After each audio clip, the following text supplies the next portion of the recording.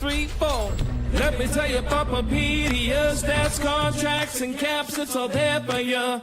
One-stop shop for your hockey information. It's a hockey sensation. So log on, log on, log on. If you give a puck, go to PuckPedia.com. Welcome to Cap Central, PuckPedia Cap Central. I'm your host, Keith Kavanaugh, alongside Hart, Levine. Hart, how you doing today? Doing great. How you doing? I'm good. I'm excited. We got a lot of good contract stuff happening in the NHL space. And before we kind of get started on that, though, I did want to give a shout out to my guy, Nick Bowens, working in hockey last night. You guys are unfamiliar in the space. He does a weekly newsletter, over like 50,000 subscribers now, building a big following on Instagram, and had his first event at a Devils game last night. So had 30 people in the hockey space who do content.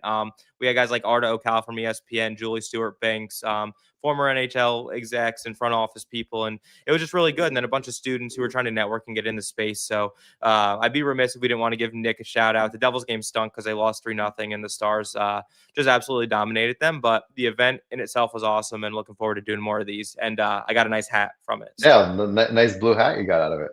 I know, Just Dish and collab with Working in Hockey. So I had to give Nick a shout out there. But let's get right into it, Hart. So two big extensions. Defensemen have got extended. The first one, if we want to pull up on the screen, we can do Ryan McDonagh first. 3-year deal, $4.1 million extension, kicks in next year, 3.9% projected percent of the cap hit.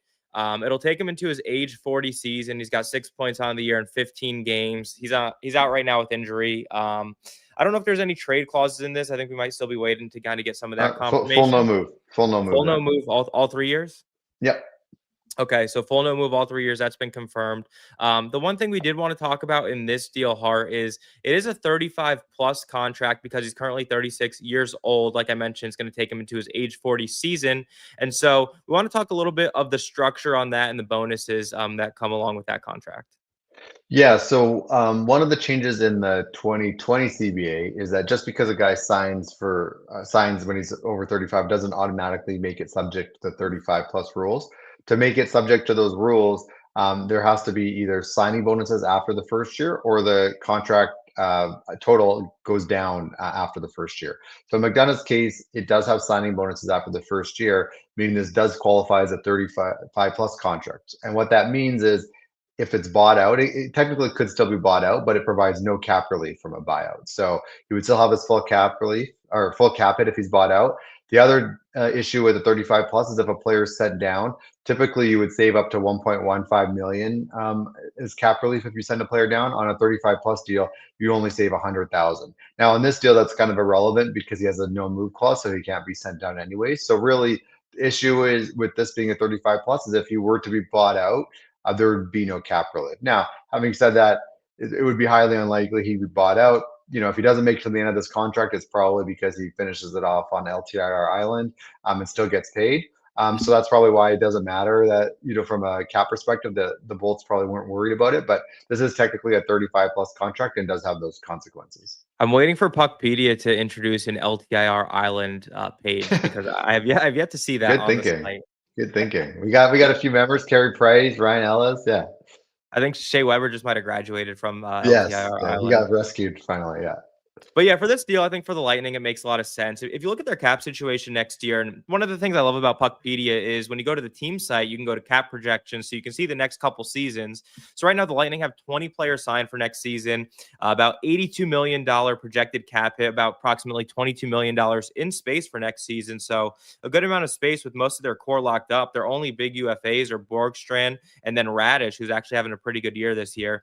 If you look at McDonagh too, like, he's been such a solid force. He's the kind of player he kind of wanted to get traded back to the Lightning from the Predators. Like that was kind of what he was open to, and it makes sense for the Lightning to extend him.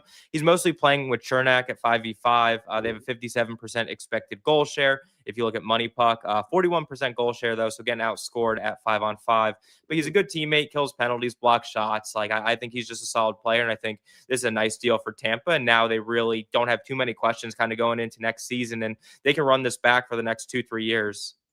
Yeah, and the RFA they have next year is Moser, who's having a good season, and I'm sure he's getting a big increase. But you're right, like Bjorkstrand, Moser, they're going to get raises, not huge ones potentially, and yeah, they could basically run it back and probably still have a little bit of room to do an upgrade in some spot as well. So they're definitely, after being so tight to the cap, always seeming to have issues where they can't do anything.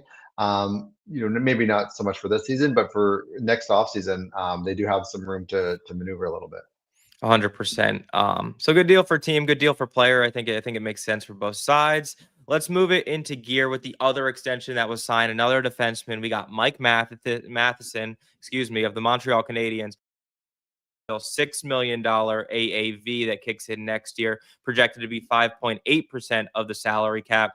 So this will take him into his age 37 season. On the year so far, he's got 15 points in 26 games. He's got a full no move clause in years 1 through 3, 14-team no trade list in year 4, and then a 5-team no trade list in year 5. He's another player where I think this kind of deal makes sense for both sides. If you look at there were some conversations that this deal kind of took a little longer than they would have wanted, I think, from the player's side. But when you have his former agent, Kent Hughes, who's now the Canadiens GM, I think there's some comfortability there. And the Canadiens clearly had a pecking order of what they wanted to prioritize. And so they had to make the deal with Noah Dobson first, who signed now long-term there, $9.5 million. Then they re-upped Lane Hudson on an 8-year deal, over $10 million AAV. And now Matheson's the newest defenseman to kind of get a piece of the pie. Yeah, and I think when you look at some of the comparables, like it's kind of in the range. You look at extensions for next year, like Wallman and Fowler. Sort of in the range, and you can, he's a bit older, for example, than Wallman, and so it's less years. And you could take a look and say, should you get more or less of some of those guys? But it's kind of in the range with those guys. Ekblad's extension. There's Neil Pionk. So I think again, should it be exactly 6? Because there's an argument for a bit more, a bit less. Did you say Pionk? Pionk? Is that the way you say it? Pionk. Either way, tomato. So it's kind of in the range where you'd expect that deal to be. It was funny. It's one of those deals where I saw online people thought that was a horrible deal for the team, and then people thought it was like a steal, which is always kind of funny when there's like such polarizing reactions to the contract. But it seems kind of reasonable and like a big sure for me, like a shoulder shrug. Yeah, seems about right. Yeah, and if you look at how he's playing this year, so he's mostly playing with Noah Dobson at 5-on-5, 46% expected goal share via money puck, but they actually are leading the goal share 54%, so they're outscoring their opponents when they're on the ice. He also has the most penalty kill minutes of anyone on his team, 104 minutes. And if you want to look at next year and how the Canadiens stack up, so they have 19 players signed for next season, a little higher than the Lightning, 83.8 million in projected cap hit, so about 20.1 million in space. Line A is really their only UFA, and then they have quite a few like RFAs, like a Bolduc. I think Kirby Doc is also up, so they got some RFAs to take care of, but no one who's like a superstar. Like Lane Hudson was their biggest RFA, and they already got taken care of that business. So I think the Canadiens also, I think a lot of their long-term deals are really good, and a lot of their veteran contracts, like a Josh Anderson and a Brendan Gallagher, come off the books at the end of next season. So they're really, I think, positioning themselves well for the future.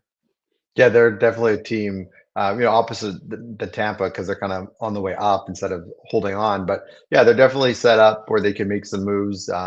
They could, they have some room to make some moves this year for sure. I mean, they're looking to have a lot of deadline space at this season, and they're not in a position where it has to only be rentals. They can, as you mentioned, they can bring on cap commitments for future years. So I think they're definitely going to be a team that's adding, whether it's at the deadline or in the off season.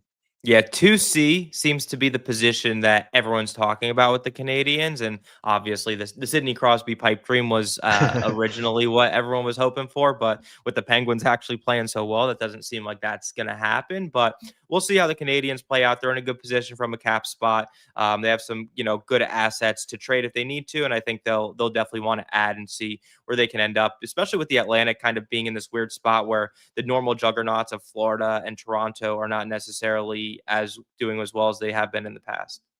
Yeah, I think they're poised. Yep, and we got our newest editor in the comment, Brian Stefanski. He just shot us a little hockey stick emoji, so love that from Brian. Happy to have him on board. We'll have him get some good clips from this episode to post for social. So welcome aboard to Brian. Let us keep it moving here with the Vancouver Canucks. You've been having a lot of questions. I think there's a reason we want to talk about the Canucks quick.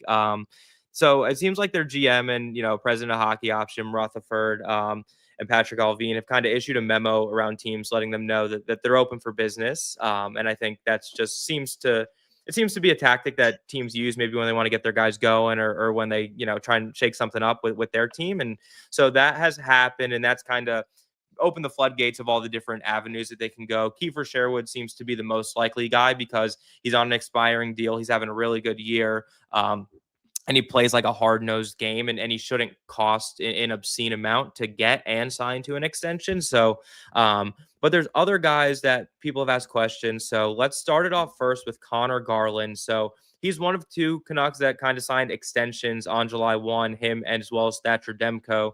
And the question that you've been getting a lot of for Conor Garland is a no move for his extension if it's retroactive to this season, because he has no movement for the extension that kicks in on July 1. But you've been getting questioned if there's because there's no move on his current deal, if that's been kind of taken care of. Yeah, so when a player signs an extension, there is an opportunity to basically amend the contract that they're finishing and put a clause onto it.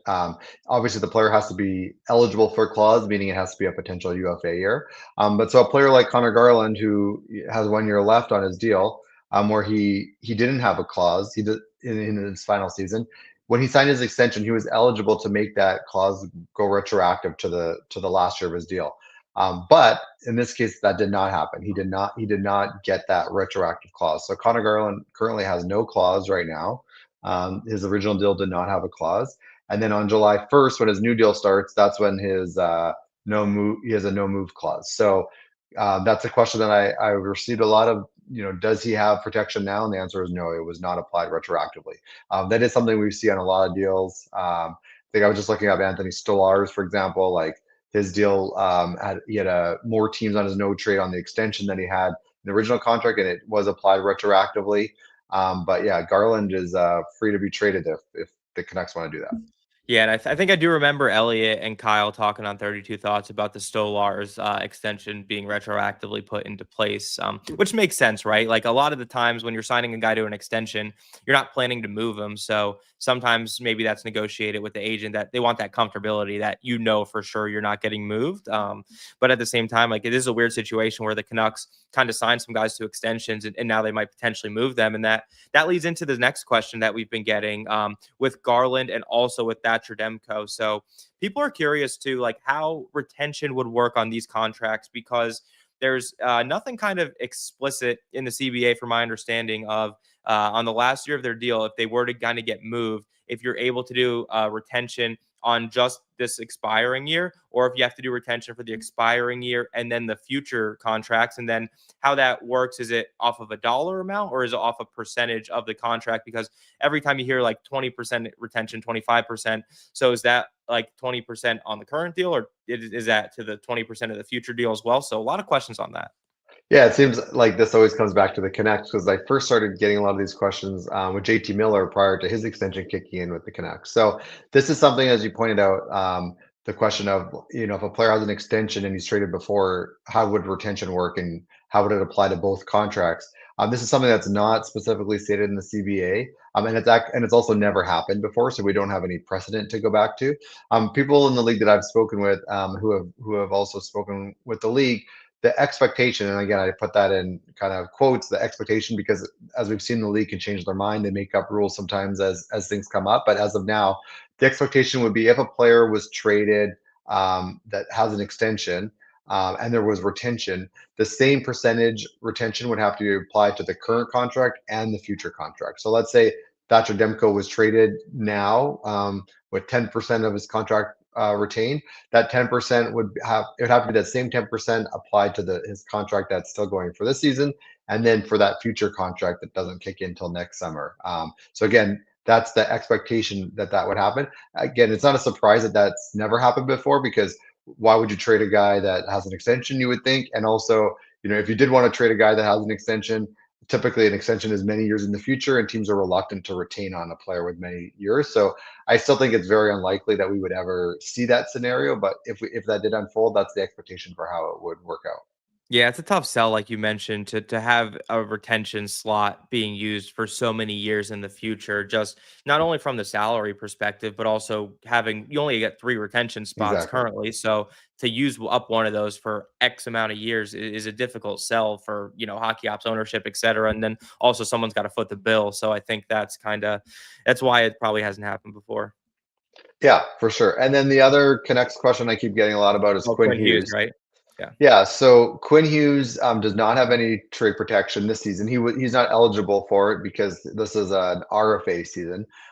His contract that goes to next season, it ends after next season. That is a potential UFA season, so he would be eligible for a clause, but his contract does not have a clause for the following season. So again, he wasn't even eligible for the current season. For next season, he was eligible, but when he did his deal, it does not include a clause. And you can understand why it probably wasn't a priority from him or his agent, because who's going to trade for him with 1 year left, with the asset cost if they can't sign him to an extension potentially, right? So sure, if he had a no trade, maybe someone that wanted him as a rental, he could have blocked. I just think realistically, anyone that is going to give up the assets required for him would probably want him to sign an extension, which effectively gives him control over it anyways. So no official clause. He has kind of what I'd call like pre-agency, where you're going to have to do a deal with him kind of a year before his deal comes due, because you're going to want him to sign an extension if you're going to give up those assets. Are you under the impression from people you've talked around the league that he kind of has like similar to like a Ryan O'Reilly situation where he kind of has like an unwritten no move clause where the Canucks would want to do right by him, or do you view it as and to take out the like future extension part, let's say teams are just trading for him as a pure 2 playoff run rental, a year and a half long, would like he kind of would they talk to him and see if he has any interest in certain teams, or do you think they would kind of just be like, this is the best return, this is where you're going? Yeah, I mean, I haven't seen any public reports, and I don't have any information that they would kind of treat him like he has one. I think they would make a deal that gives him the best assets, especially if he's not going to be with the organization, and it's not like they're worried about adding another Hughes to the organization at some point. But I think from a practical standpoint, like how are they going to get the most assets for him? It would be if he's going to sign an extension. And so I just think it's like a mutually beneficial thing for them to work with a team and him to trade him to someplace where he would sign an extension. Obviously, if he gets traded this season, there's no extension till July 1st, anyways. So Yeah. maybe it's more like a preliminary discussion with no commitment. But if he's not traded till the summer, I just think from a practical standpoint, it's in everyone's best interest to work together and find him a spot where he would sign. And if he doesn't want to agree to sign anywhere, yeah, they trade him to someplace that is using him as a rental, but then the asset is going to be less in return. So And we just got one question, actually, Hart, in the chat right here. I'll pull it up quick from a Sabres fan here. Seven Swordman 7 just got here. Any movement on Alex Tuck? You hearing anything on Alex Tuck front? just that, right now he's looking like kind of the belle of the ball for July 1st, and it needs to be an offer that really, is really good for him. Like, there's no reason, even if he really wanted to stay in Buffalo, there's no reason to make a deal right now and take a discount. I just think, you look at the free agent board, like he's in terms of age and ability, that combination. I mean, obviously, for one season, you'd probably want Panarin, or most teams might prefer Panarin, but if you're talking like the type of contract it's going to take, at his age, he's probably the top free agent. So it just needs to be a compelling offer. And I just think we're at this point, there's really no reason to figure that out. I think potentially there's more pressure as we get to like the Olympic break and leading up to the deadline. Is he going to sign, or are they going to trade him? And at that point, that we're going to get to a pressure point. But I think between now and call it early part of January, there's just no reason for him to agree to anything. Yeah, and some of those comparable winger contracts that just recently got signed are pretty mammoth-sized deals, and I think the Olympic break's an interesting point because he's a guy who's borderline on Team USA, like he's going to be kind of a bubble guy at this point. So if he gets selected to that roster, maybe doing well in that tournament's only going to boost his stock even further. So he's probably a guy who wants to wait a little bit and see what the market kind of has in store for him. You got a ton of cap space coming up for a lot of these teams, Yeah. so I think then people are going to want to spend some money. So So I think, now is like a really great time to be a guy like Alex Tuck, who, you're talking a year ago, like probably wasn't envisioning a contract like this, but that's the way that the world works sometimes. And, good for him. Let's keep this moving here. Yeah, I was just go gonna say, ahead. but that's like a lot of these deals we're talking about. I think if they would have signed last summer, it'd be a lot less than, like I don't think Kempe was thinking he's getting that deal now, and it's just the way that the market's moving. Exactly. So let's keep it moving here. So I want to talk to Tyler Seguin real quick. Dallas got some unfortunate news. Was at their game last night. Actually, they rolled New Jersey 3-0. But first game without Seguin. So he got injured Tuesday night against New York in a kind of a weird collision with Gavrikov, and unfortunately, it's looking like an ACL kind of injury that would knock him out for the entire season. They haven't done anything yet. He hasn't gotten surgery or anything, but that's just kind of the initial reports. And so it opens up a lot of interesting scenarios for the Dallas Stars. It's super unfortunate news because Seguin was having like a pretty solid bounce back year. Really kind of hate to see that for the player, but from a salary side of things and from the Stars' vantage point, I think it does bring up some interesting things. Seth, if we can get the Stars roster, so running this great tool, if you've heard of it, it's called PuckGM. Absolutely electric on puckpedia.com. So what you can do is you can kind of be your own GM and you can make all these moves and it recalculates the salary. And so what I did here is basically I envisioned from now, like assuming all their guys get healthy. So right now they currently have Duchesne, Ernie, and Lundqvist in LTIR. So assuming they get those guys healthy and they get out of LTIR, they send back a couple of their defensemen that they have called up now because of their injuries to Harley and Bischel, who will get healthy eventually. I'm looking right now. So right now, without Seguin kind of on this LTIR, they have 3.1 million in LTIR left. So if they move Seguin to normal LTIR, they get an additional $3.82 million based off the new rule in the CBA. So that gives them $6.92 million in LTIR space.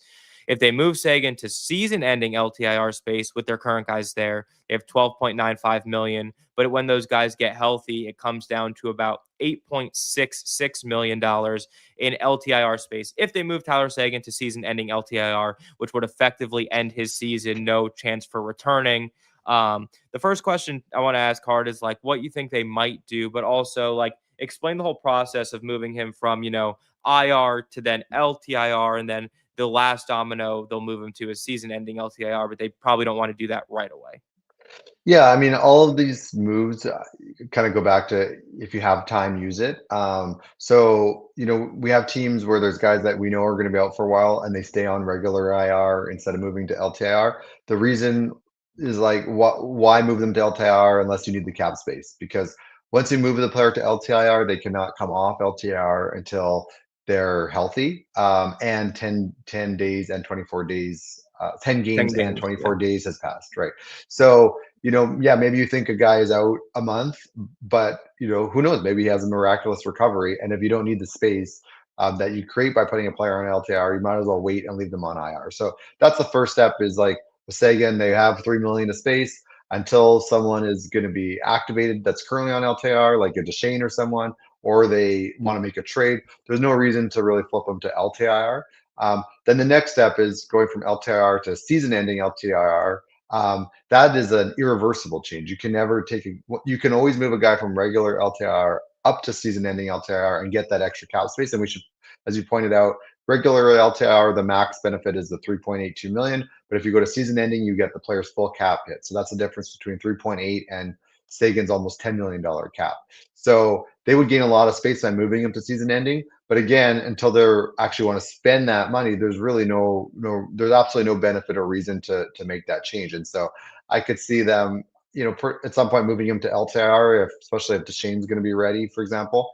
But then after that, waiting until they're ready to make a big trade, and at that point, Seguin still seems like he's going to be out for the season and the playoffs.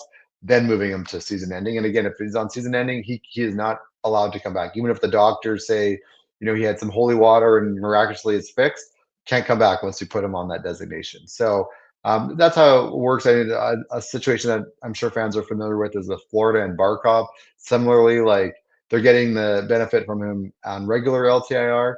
Is he going to be out for the playoffs? Maybe, but there's no reason to make that decision now until they're ready to make a trade and potentially lose that space. So you might as well wait and see how his recovery goes and wait until the last possible moment to make that decision.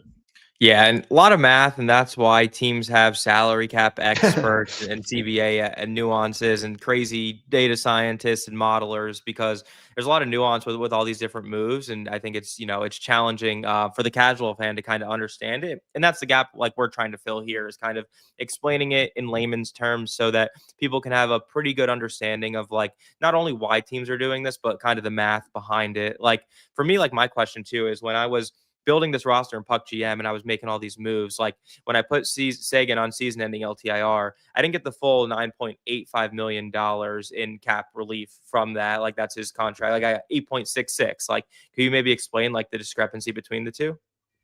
Well, you were activating other guys off, right? Yep. So, yeah, if you put him from regular IR to season ending, you get his 9.85, but you start activating an Ernie off and a Deshane off, and that starts to drop down how much space you have available. So, it's a puzzle that teams have to put together. Yeah, it's a fun puzzle, and I like solving. I love playing around in Puck GM. We're gonna have to do another stream with Puck GM soon. Maybe a team stream, potentially a Team USA stream. But we'll do that in a couple weeks. Let us wrap up here, Hart, with Q&A. We had two questions, but you kind of answered the first question already in regards to like why the teams don't necessarily put a guy on IR to LTIR right away. And like you mentioned, like it's because there's no going back. Like, and you only need to do that if you need the cap space or if you're going to make a move. And if you don't need to do that, why do it? Right? Is kind of the general consensus Exactly. there. Yep. Cool. So the second question, which I think is an interesting question here. So if a 35 plus player, assuming he signs like that kind of a 35 plus contract, who has games played bonuses, gets traded mid-season, who is responsible for paying the bonuses? How are they accounted for on the team's cap at the end of the season? And what happens if there's salary retention in that deal as well? Yeah, so players that have performance bonuses, the the bonus gets charged to the team when it was earned. So if a player has a games played bonus, so a 35 plus, or players that have been veterans that have been injured can also qualify for performance bonuses. If they earn the bonus with one team and then they're traded after that, the bonus gets charged to the team that it was earned with. So let's say a player has a bonus at like 20 and 40 games and he's traded after 30 games, that first bonus goes to the first team and the second bonus goes to the second team. When we say charged, no bonuses are ever charged during the season. It's an after season calculation. So the season finishes up. Performance bonuses are not charged, or there's no cap space that you lose during the season for performance bonuses. For the most part, there's a couple exceptions, but for the most part, performance bonuses aren't charged during the season. You get to the end of the year, you see the team's final cap number. Then bonuses that are earned, the actual amounts earned, get charged to the team's final cap number. And if that new total is over the cap for the season, so this year 95.5 million, then any amount over is a bonus carryover overage to the next season. So let's say a team has 5 million of space and they have 2 million of bonuses that get charged at the end of the season. That's fine. There's no cap consequences of that. But if a team has 500,000 of space and has 2 million of bonuses charged at the end of the year, they would have a bonus overage of 1.5 the following season. So so the bonuses get charged based on where it was earned. Let's say the bonus is like an entry level deal is based on finishing in the top top rankings for time on ice or hitting goal milestones. All of those are charged to the team that had the player at the end of the season. So those don't get allocated at all. It's only would be things like for hitting specific games played bonuses or certain goal targets for a player on a 35 plus or an injured veteran that it would be charged if they earned it with the previous team. And if there was retention, the retention wouldn't apply to the bonus. So let's say that player we talked about has a bonus at 20 and 40 games. He gets traded at 30 with 50% retention. Even though there's retention, when he hits that bonus with the new team, the full bonus gets charged to the new team. There wouldn't be a retention applied against the bonuses. Got it. Okay, yeah, super interesting. And I think the point that you make too about it like not happening mid-season, like it would be interesting if like the cap hits were kind of like at a 40 game bonus. Oh, on 40 game, like this team actually loses, $1 million in cap Yeah. space. So What can happen on entry level deals, a lot of the performance bonuses are based on where a player ranks, like in terms of time on ice or hits or block, or not hits, but block shots, plus minus. And when there's Imagine a midseason, hits bonus where you have just a guy at the end of the season just running wild. but the trades can really impact that. So like getting rid of a guy can all of a sudden move someone like up the rankings because it's based on who's on the end of season roster, right? And so it could put a guy kind of in the money on a bonus, or vice versa. A team can trade for a guy. They're on the roster and it moves a guy on an entry level deal kind of out of the money in the final ranking. So that actually, when I'm doing my end of season bonus calculations, the trades do have an impact on that, not directly, but it's that indirectly where guys rank, in potential bonuses. Yeah, it's interesting. There's a lot of different bonuses you can give out, like a lot of different types and variables and metrics. And so I Just think like you got a bonus with that nice blue hat for attending the event. there we go. That's what I'm talking about. We bring it all back together. Bringing it all back together. That's how we wrap up the show here.